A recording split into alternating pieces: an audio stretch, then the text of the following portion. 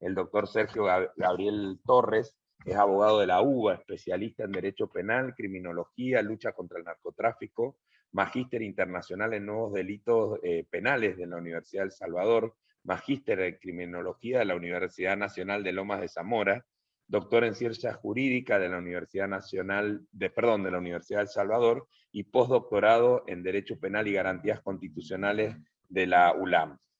Fue fiscal federal y juez federal criminal, y como les dije, actualmente es ministro e integra la Suprema Corte de Justicia de la Provincia de Buenos Aires, y en ese rol también dirige el Instituto de Estudios Judiciales de ese Poder Judicial. Es catedrático y profesor de grado de Derecho Penal, tanto en la UBA como en la Universidad Nacional de Lomas de Zamora, profesor visitante en Argentina, España, Perú, México y Paraguay, autor claramente de numerosos libros y artículos de Derecho Penal, Procesal, Penal, Criminología, y ha sido declarado ilustre, ciudadano ilustre. Esto es un buen reconocimiento. Cuando uno llega a este reconocimiento, trasciende su tarea profesional y va hacia otro ámbito. Ha sido declarado ciudadano ilustre tanto en la ciudad de Buenos Aires como el partido de Almirante Brown. Así que bueno, un gusto tenerte, Sergio, buen día. Un gusto que estés con nosotros acá. Hay muchos funcionarias y funcionarios y jueces de provincia de Buenos Aires, por ahí veo a Ezequiel, está Néstor, y mucha gente que nos acompaña todos los días, así que un gusto tenerte con nosotros. Bienvenido, y bueno, la clase y el comando es tuyo.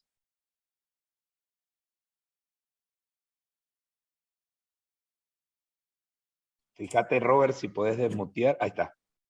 Bueno, Mario, en primer lugar, muchas gracias. Gracias por tu presentación, por tus palabras. Agradecerle también a Celina que se ha ocupado de toda la organización de esta charla, así que la verdad que muchas gracias a los dos por la invitación y por el esfuerzo compartido. Y agradecerles a todos los que están aquí, de distintos lugares de Argentina, de Latinoamérica. Algunos se han levantado muy temprano, así que la verdad que esto además muestra no solamente las ganas de estudiar, sino además el compromiso con la formación. Para mí es un verdadero placer compartir esta diplomatura.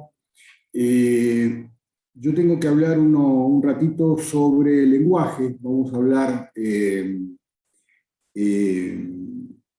las palabras, no de semántica, sino vamos a hablar del lenguaje como herramienta. Y lo vamos a plantear desde tres aspectos. Vinculado con el lenguaje vinculado con las leyes penales, o las leyes en general, con la doctrina y su enseñanza en las facultades, y un tercer aspecto vinculado con el lenguaje dentro del sistema de justicia. Nosotros sabemos que el lenguaje es fundamental para el derecho. Es nuestra herramienta, son nuestros clavos, nuestros martillos, y es importante para todas las ramas del derecho, pero en particular para el derecho penal. Las palabras y su contenido, interpretación, sentido y alcance determinan ámbitos de libertad, en definitiva. Nosotros sabemos que la ley, y en particular la ley penal, tiene que tener determinadas exigencias, en el sentido que tiene que ser escrita, estricta, previa y cierta. Y no nos podemos olvidar que el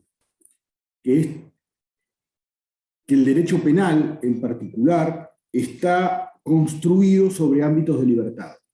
Esto significa que cuando nosotros creamos un tipo penal, generamos una prohibición y la ponemos arriba de una libertad. Eso que hasta ese momento estaba permitido, ya no lo está más.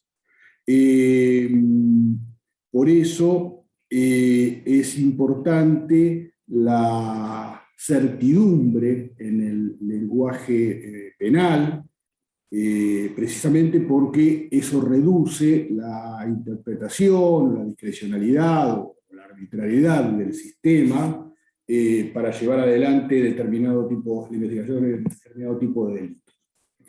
Le voy a dar hay muchos ejemplos en el Código Penal argentino. Voy a poner uno solo, que tiene que ver, por ejemplo, con el concepto de obscenidad. La pregunta sería, yo les diría, bueno, si ustedes me pueden definir lo obsceno, y seguramente no van a poder. No van a poder.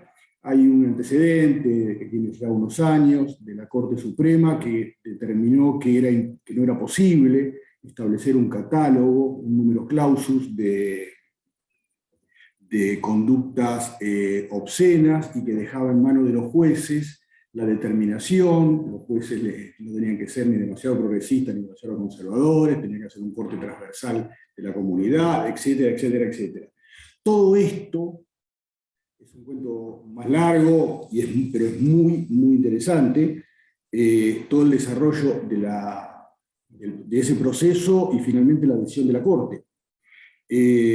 Porque precisamente trataba de hablar de un concepto vago e impreciso y que por supuesto terminaba desde algún lado pudiendo afectar el principio constitucional de legalidad, ya que se perdía esa certidumbre, ese marco exacto de prohibición que está rodeado de ámbitos de libertad.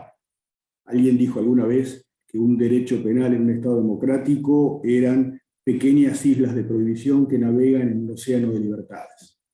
Bueno, esa isla de prohibición se diluía y queda en manos, porque la fórmula sigue siendo la misma, queda en manos de los jueces, la decisión de los jueces, si no es posible establecer ex ante qué es lo que está permitido y qué es lo que está prohibido.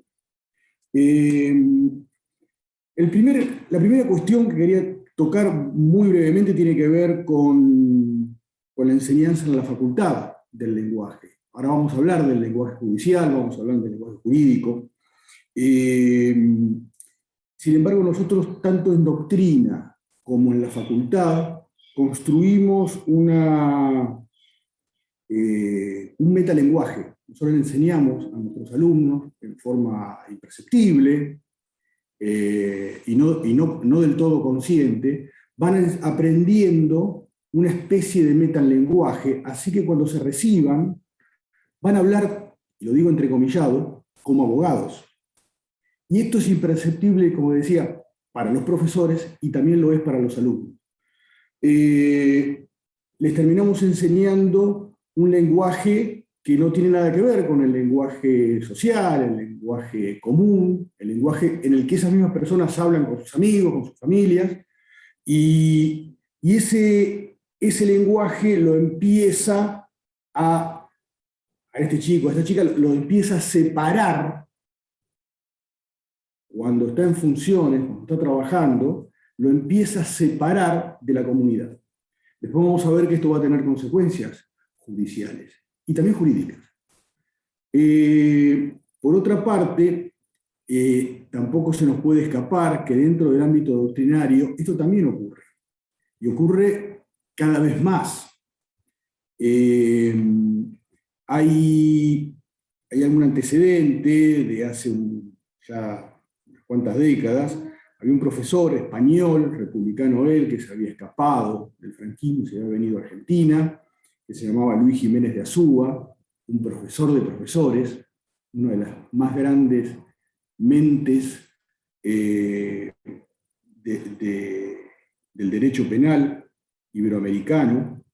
Y fíjense que era alguien que escribía, y esto es algo que dijeron de él, escribe en un lenguaje elegante, sin perder claridad y precisión, con un desarrollo claro y fluido de los temas, virtuoso en el arte de escribir, con estilo pulcro y mesurado. Qué lindo que digan eso de uno, ¿no? Bueno, sin embargo, era criticado en círculos doctrinarios penales, sobre todo en España, precisamente porque escribía muy claro. Es decir, algo que debiera ser una virtud terminaba siendo un demérito. Y claro, lo que termina ocurriendo es una tendencia a creer que cuanto más incomprensible es el texto, más notable es el autor.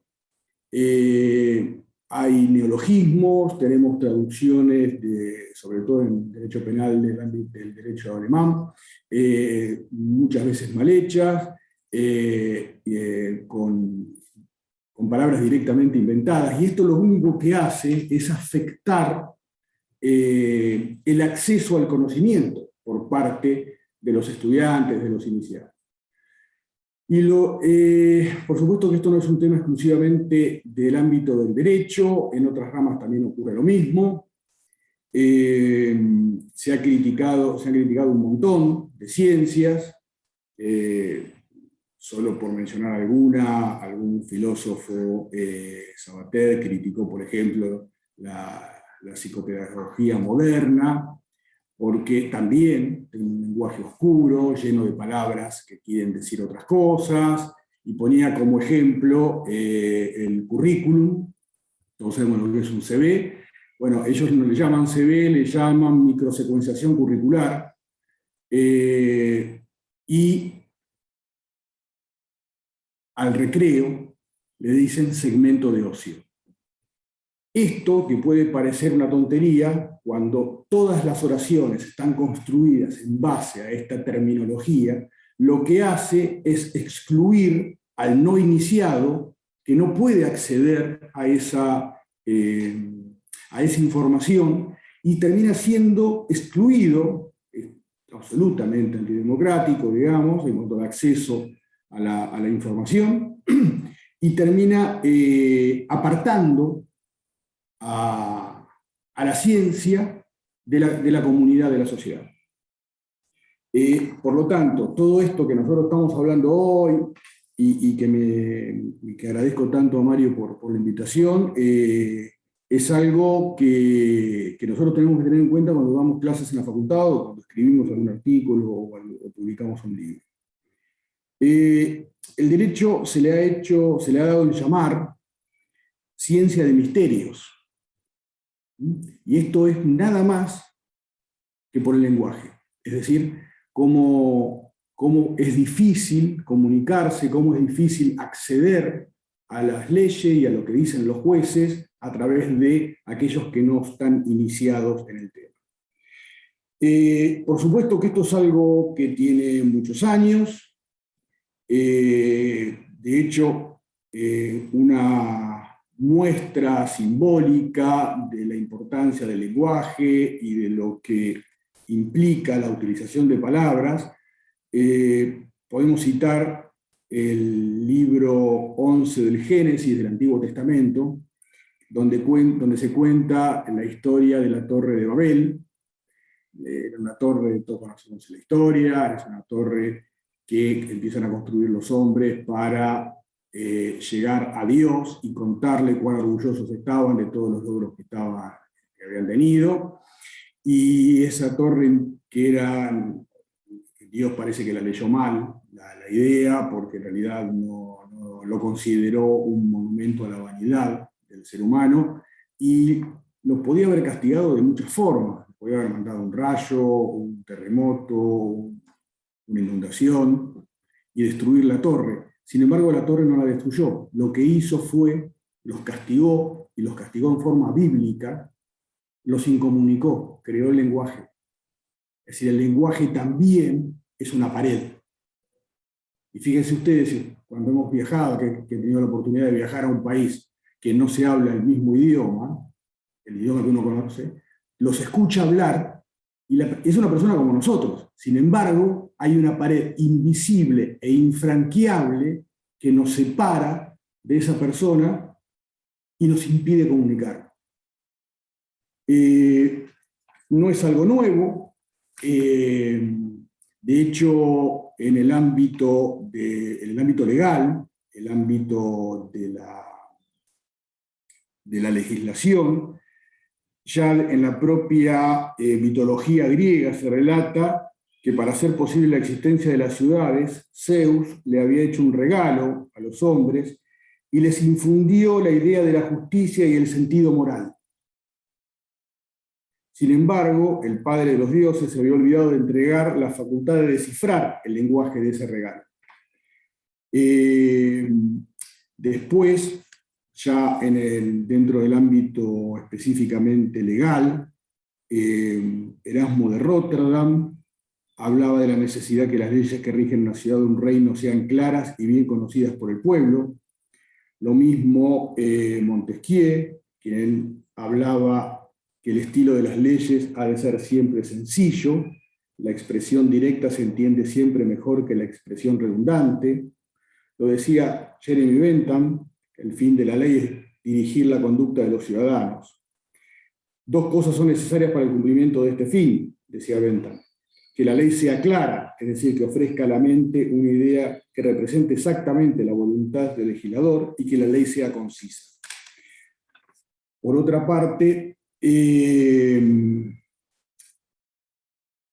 Lutero, provocando quizá el más grande cisma en la Iglesia, en 1534,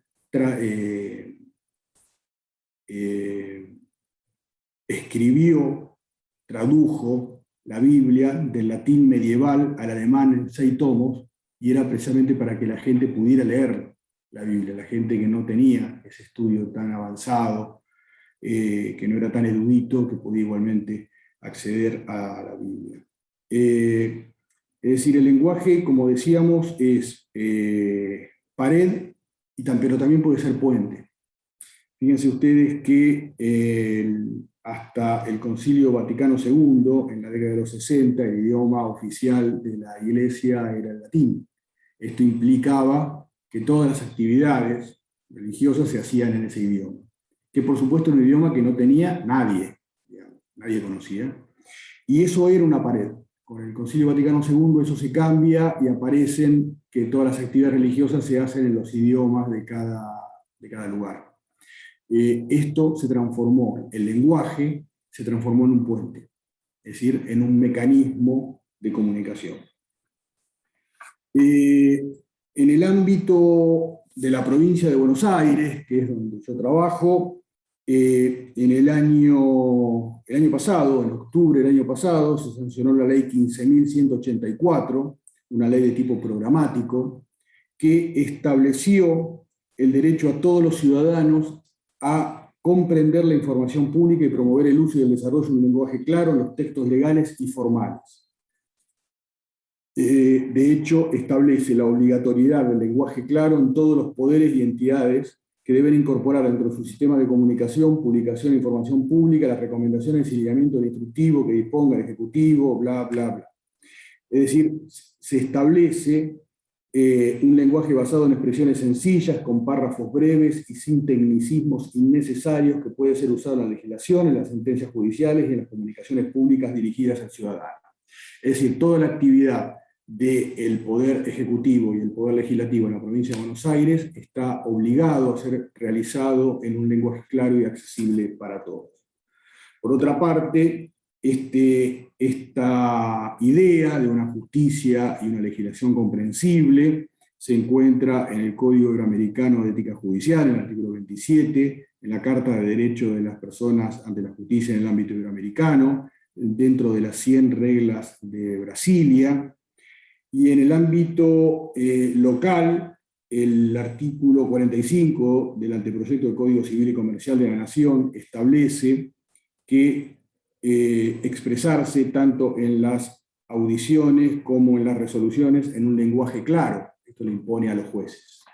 Por otra parte, el anteproyecto de Código Procesal, Familia, Civil y Comercial que se acaba de presentar en la provincia de Buenos Aires contiene, dentro de las matrices rectoras, que está hecho el código en un lenguaje claro y sencillo.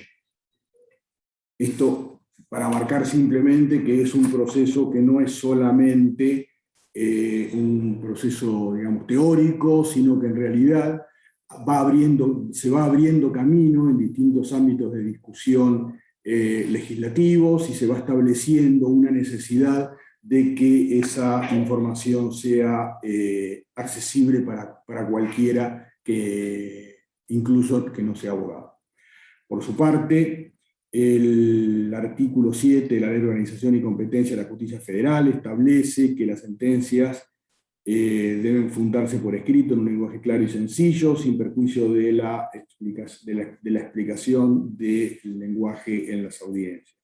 El Código Civil y Comercial de la Nación también en un montón de artículos lo hacen, varias leyes también están estableciéndose, y en particular, solo para mencionar, en el Código Procesal de la Provincia de Buenos Aires hay un artículo, el 371 bis, que tiene en la provincia hay un sistema de juicio por jurados, la provincia de Buenos Aires, y se establece que las instrucciones que redacta el juez a los miembros del jurado deben ser realizados en términos claros y sencillos. Y ahora un tercer aspecto que quería presentarles, que tiene que ver con el sistema judicial. Es decir, hasta ahora ya vimos o presentamos simplemente algunas ideas, un bosquejo respecto de la facultad, de la doctrina y de las leyes, de la legislación. Ahora vamos a ver el funcionamiento del lenguaje en el sistema judicial. ¿Cómo nos ven? Recuerden que el lenguaje también es comunicación, por ahí lo vi a Kevin Lehman, así que pocos saben tanto como él del tema. ¿Cómo nos ven desde afuera? ¿Cómo se ve al sistema judicial? Y alguien escribió, la actividad judicial es tal vez uno de los ejemplos más extremos de la tendencia de muchos sectores a desarrollar su propia jeringonza, su propio lenguaje. Cualquier lego que pretenda entender escritos o resoluciones judiciales tropezará con oraciones demasiado largas, de compleja sintaxis y con redactores que parecen esforzarse por usar sinónimos de uso no corriente. Así es como nos ven. ¿Sí? Ahora vamos a ver si esto es tan así, y si es así, ¿qué hacemos? En su momento, yo presenté un proyecto en los 90, ya hace muchos años, autorizando a los jueces a explicar determinados fallos de trascendencia institucional o público, que por algún motivo, digamos, concita la atención social, y que ese proyecto decía, ya en los 90, que debía ser realizada la comunicación en un lenguaje claro y accesible. Por otra parte, dentro del funcionamiento del propio sistema, se empezó a cambiar lentamente esta lógica, de la que vamos a ver un poquito más adelante, primero con la aparición de las audiencias orales. Esto parece una tontería, pero algo chiquito, pero cuando los jueces dejaron de tener que escribir y tuvieron que empezar a hablar, necesariamente tuvieron que apartarse, por lo menos parcialmente, de ese lenguaje oscuro e inaccesible. El juicio oral fue un avance, porque ahí ya los testigos no declaraban por escrito, sino que debían presentarse y tenían que hablar con los abogados y con los fiscales y con el juez. Y también otro avance mucho mayor se da con el juicio por jurados, que mencionábamos recién, porque aquí el jurado popular, el jurado lego, es un jurado que no son abogados. Entonces, necesariamente hay que instruirlos y el juicio tiene que ser realizado en un lenguaje claro que sea comprensible para ellos. Entonces, pasamos de pequeñas audiencias, pasamos a que el testigo declaraba ya oralmente, y avanzamos, sería un paso más, en el que ya la comunidad no era solamente testigo en un proceso, sino que además era juez en el proceso. Y fíjense que el sistema escrito, que nosotros hemos trabajado mucho y que sigue funcionando en muchísimos lugares de Argentina y de Latinoamérica, en definitiva, cuando nosotros tomamos una declaración, supongamos a un testigo, lo que termina pasando es que, recuerden que nosotros estamos formados con el metalenguaje universitario. Entonces, lo que termina ocurriendo es que la persona que toma, el funcionario que toma la declaración al testigo, deconstruye lo que dice y lo adapta, lo incorpora a la lógica del lenguaje jurídico. Ningún testigo, yo soy juez hace muchísimos años, jamás vi un testigo que dijera, me constituí en tal lugar. La gente va a los lugares, no se constituye. Entonces, lo que termina ocurriendo, que ustedes, fíjense, hagan la prueba, agarren cualquier resolución, cualquier declaración testimonial, y van a ver que son todas iguales. Porque en realidad la escribe, no está escrita en los términos de la gente que declara, sino que se la reescribe en los términos jurídicos, en términos de ese metalenguaje que excede lo jurídico. Porque hay también un idioma judicial que forma parte de este proceso de oscuridad.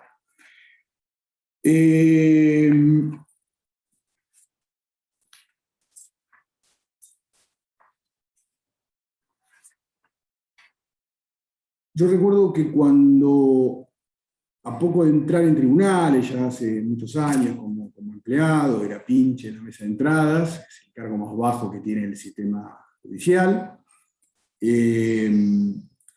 tuve que pedir una licencia de un día para tomar un examen, y en Argentina se estila que cuando un empleado pide una licencia, hay un visto bueno, hay un ok, digamos, por decirlo de alguna forma, del secretario para que el juez le dé la licencia. Con lo cual, bueno, yo hice la nota, y mi secretario, que podía haber puesto estoy de acuerdo, no me opongo, puso, no trepido en propiciar se homologue lo impetrado. Y yo dije, ay, me dijo que no. Tuve que ir al diccionario, son 4 palabras. Tuve que ir a buscar las 4 palabras. No tenía ni idea de lo que me estaba diciendo. Después me di cuenta que, bueno, en realidad me había dicho que sí. Pero aquí quiero contar algo que tiene un valor simbólico importante, porque cuando se hizo la 4ª Conferencia Nacional de Jueces, se presentaron muchos secretarios. Recuerden que era el secretario el que me había dicho esa admonición tan increíble. Y más de 500 funcionarios judiciales del todo el país, competencias e instancias, promovieron y le pidieron a los jueces que redacten los fallos en un lenguaje más claro, que busquen acercar las sentencias a la gente. Si los jueces hablaran como redactan sus sentencias, poca gente lo entendería. Fíjense que nosotros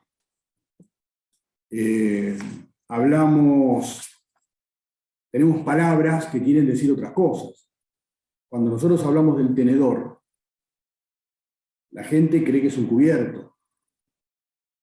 Cuando hablamos de autos, la gente cree que son un vehículo. Cuando decimos el actor, los actores están en el teatro. Cuando hablamos de mora, la mora es una fruta.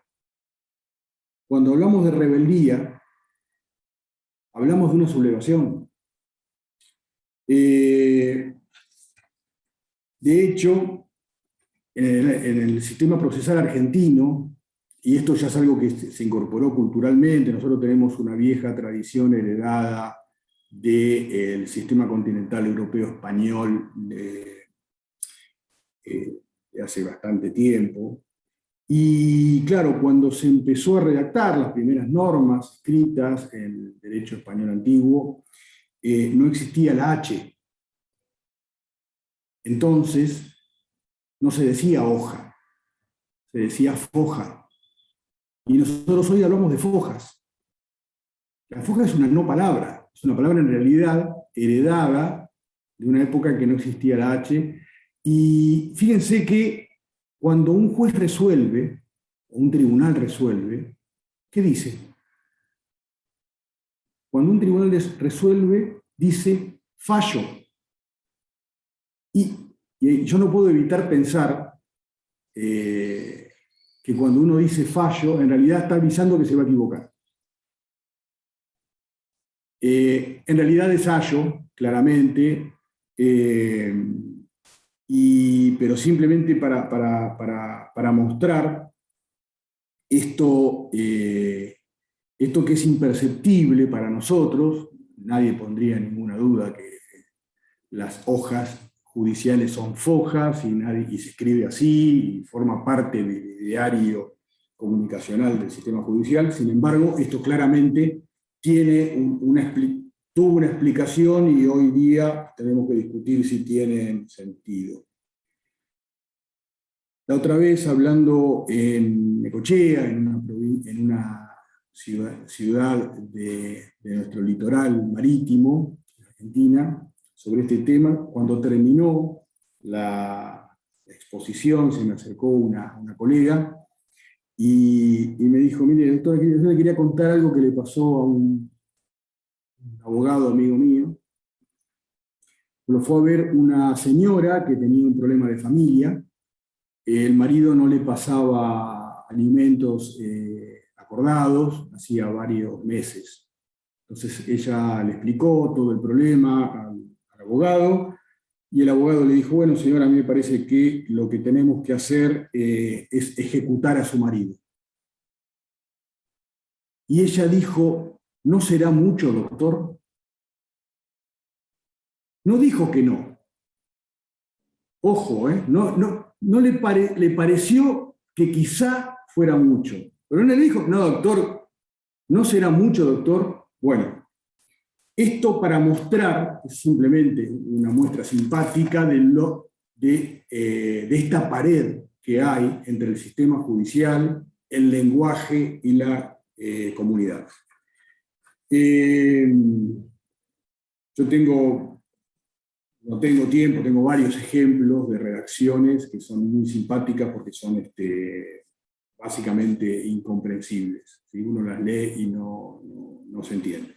No tenemos tiempo, en otra oportunidad lo hacemos. Pero nosotros tenemos que reflexionar que cuando los jueces resuelven, cuando los fiscales investigan, cuando los defensores defienden, ¿a quién se dirigen? ¿A quién le hablan? Le hablan a un justiciable, le hablan a la comunidad. ¿En cabeza de quién? De personas que pueden ser personas con discapacidad, a niños, niñas, adolescentes, personas mayores, trabajadores, migrantes, personas con distinto nivel de instrucción, personas en situación de vulnerabilidad, comunidades indígenas, víctimas, minorías. Es decir, cuando nosotros resolvemos, le hablamos a cualquier persona.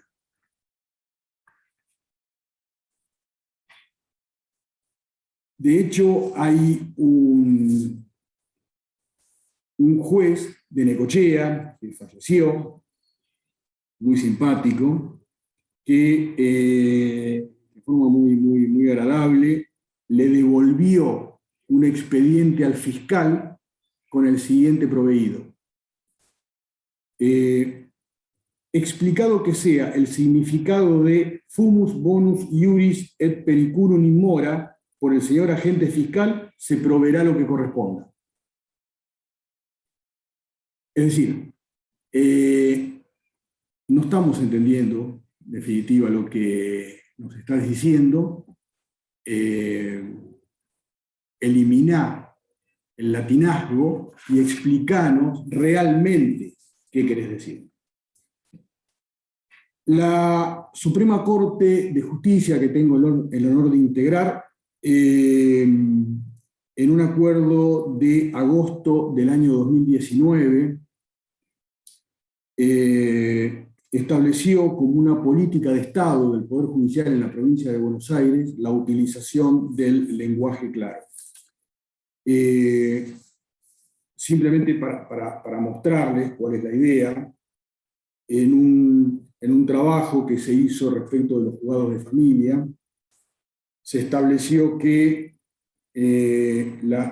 los modelos de escritos y notificaciones incorporen formatos amigables y un lenguaje sencillo con el propósito de garantizar el conocimiento efectivo de los actos de los jueces.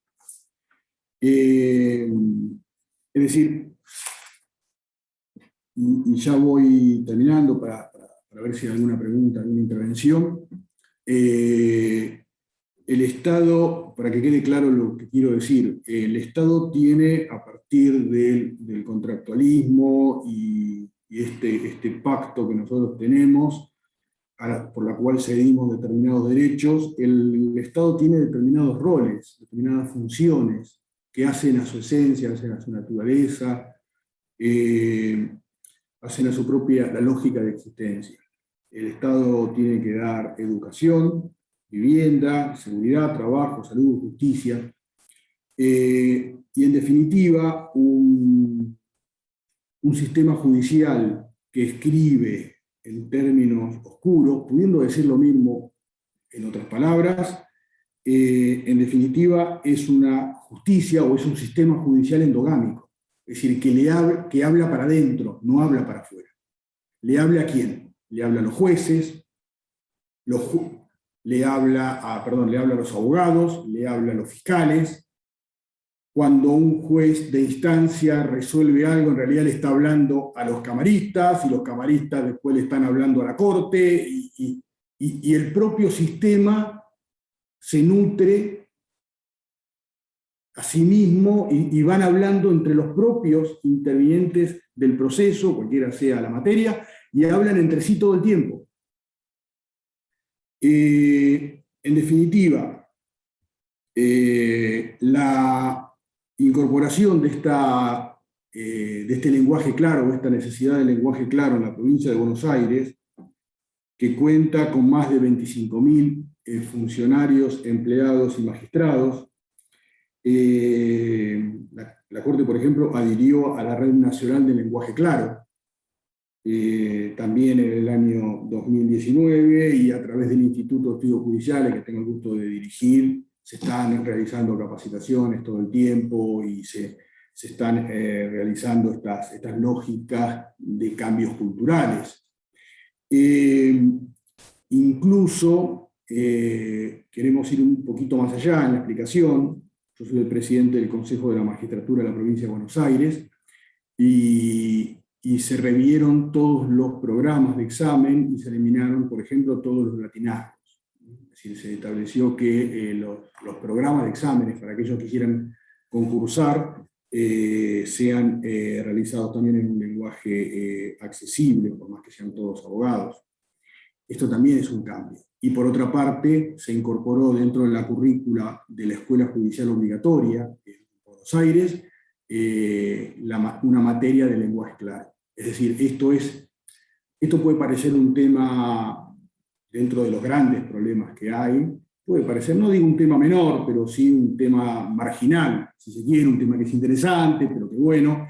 En realidad, yo creo que, más allá que todo eso puede ser cierto o no, si lo podemos compartir o no, a mí me parece que en realidad esto tiene que ver con el rol del servicio de justicia, en definitiva.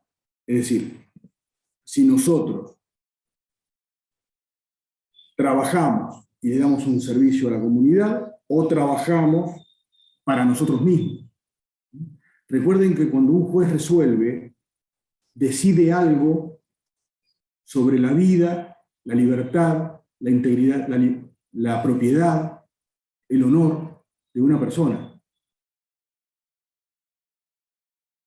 Suena raro que esa decisión judicial que el juez toma no pueda ser comprendida por la persona a la que va dirigida.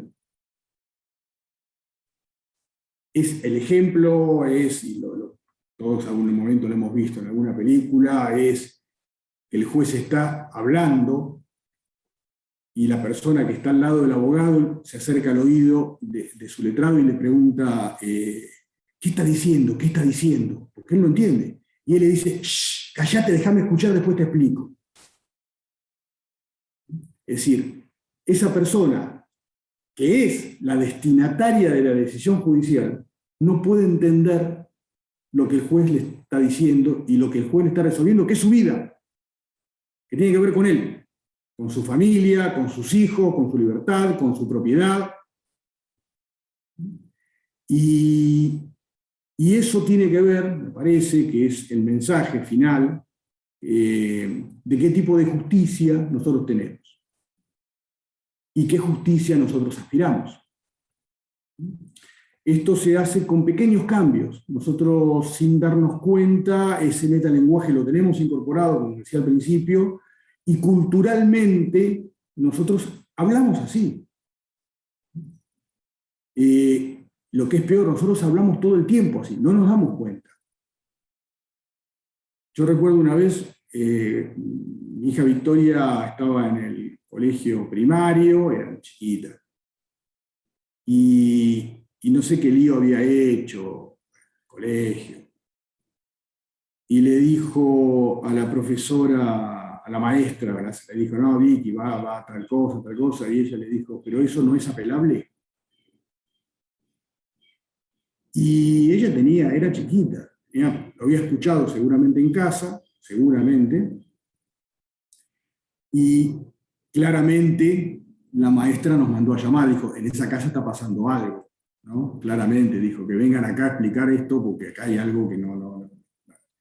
Y nada, en definitiva, eso nos hizo pensar que esto que nosotros hablamos hoy y que todo el mundo podría estar de acuerdo, digamos, mayormente, es algo que sobre todo, y esta es la trampa principal, que está incorporada culturalmente. Nosotros cuando leemos un libro jurídico, cuando leemos una ley o cuando leemos una sentencia, casi todos seguramente aquí somos abogados, todos la entendemos. En algunos casos el lenguaje oscuro de los jueces hace que sea más difícil porque los párrafos son más largos o se usan pocos puntos, pocos signos de puntuación, etc. Pero lo entendemos. Entonces, este problema no es perceptible para nosotros.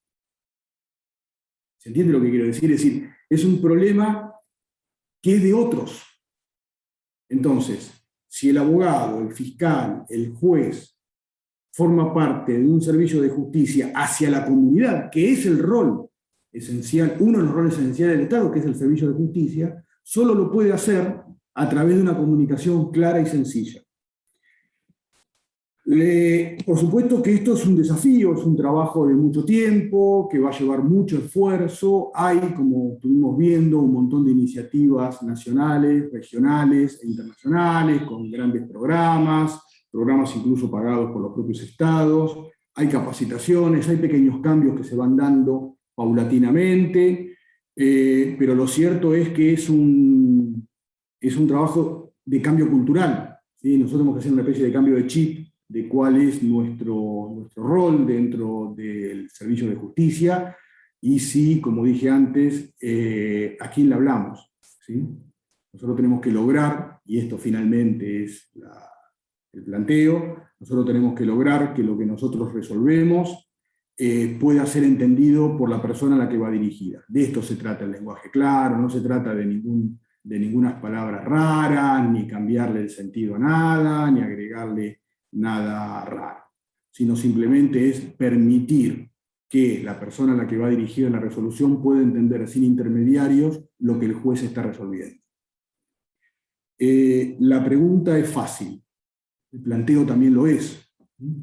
La respuesta es quizá un poquito más difícil, porque la respuesta está en nosotros. Muchas gracias.